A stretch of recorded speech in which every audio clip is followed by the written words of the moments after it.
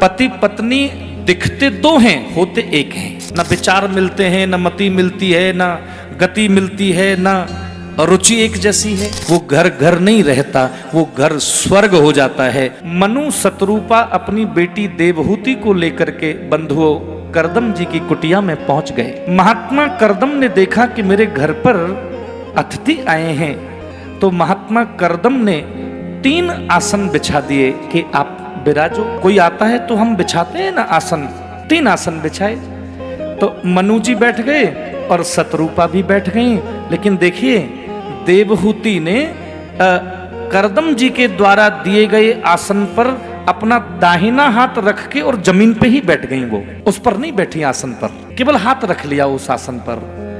तो करदम जी चौंके और कहा कि आपको हमारा दिया गया सम्मान अच्छा नहीं लगा, आपको हमारा दिया गया आसन अच्छा नहीं लगा।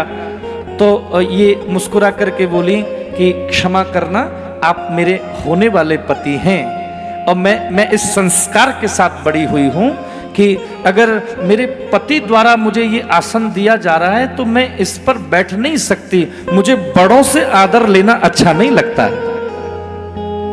कोई बड़ा मुझे आदर दे रहा, मुझे नहीं अच्छा लगता। कि हमें बड़ों का आदर करना चाहिए, और बड़े अगर हमें आदर दे रहे हैं तो हमें प्रयास यही करना चाहिए कि बड़ों के आदर से सदैव हम थोड़ी दूरी बनाएं। तो मैंने हाथ रख लिया, मैंने स्वीकार कर लिया, आप मेरे होने वाले देव हैं, आप मेरे होने वाले पतिदेव हैं ना। आप तो, मैं आपकी भार्या बनने वाली हूं। प्रसन्न हो गए करदम जी की, निश्चित ही यह कन्या मेरे योग्य है। पति पत्नी, बहनों माताओं ध्यान से सुनना, पति पत्नी दिखते 2 हैं, होते एक हैं। दिखते 2 हैं वो, माने दिखेंगे 2 लेकिन वो होते हैं एक।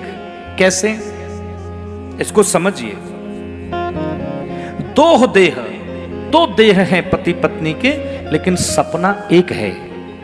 श्रेष्ठ पति पत्नी कौन है? जिनका सपना एक हो, जिनका विचार एक हो, जिनकी मति एक हो, जिनकी रुचि एक हो, जिनके संस्कार एक हो, तो वही तो पति पत्नी हैं।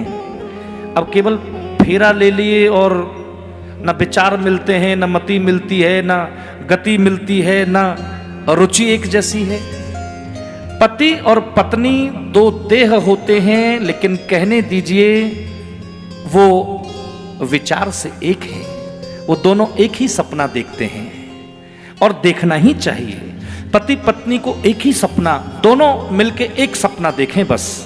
दोनों की रुचि एक हो, दोनों की मति एक हो, दोनों का विचार एक हो, दोनों का संकल्प एक हो। और कह दूं, जब पति पत्नी का विचार एक हो जाता है, जब पति पत्नी के संकल्प एक हो जाते हैं, और जब पति पत्नी का सपना एक हो जाता है, तो उस घर में आर्गुमेंट नहीं देखा गया, उस घर में चुप्पी देखी गई है, मौन देखा गया है। वहां फिर आर्गुमेंट्स नहीं है, वहां फिर हल्ला नहीं है, वहां शोर नहीं है, लड़ाइयां नहीं है वहां। क्यों? क्योंकि दोनों के सपने एक हैं, दोनों की रुचि एक है, दोनों की मति एक है। तो फिर झगड़ा नहीं है, अभाव नहीं है, आर्गुमेंट्स नहीं है। फिर तो मौन है वहां।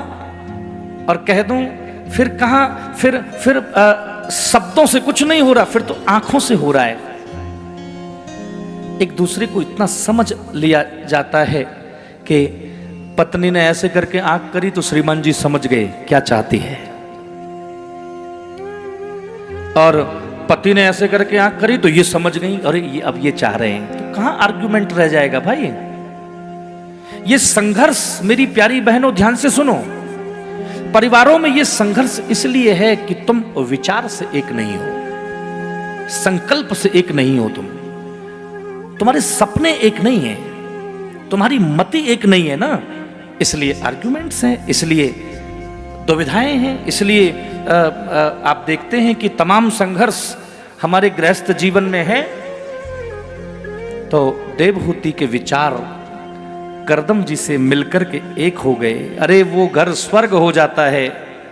मैं यहां व्यासपीठ से कह रहा हूं, जब पति पत्नी मिलकर के एक हो जाते हैं, उनके विचार एक हो जाते हैं, मति एक हो जाती है, रुचि एक हो जाती है, तो मैं यहाँ से कह रहा हूँ वो घर घर नहीं रहता, वो घर स्वर्ग हो जाता है।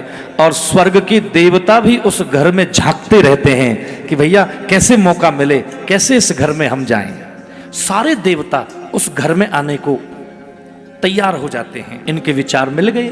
करदम जी ने बड़े भाव से देवहूति मैया को स्वीकार किया।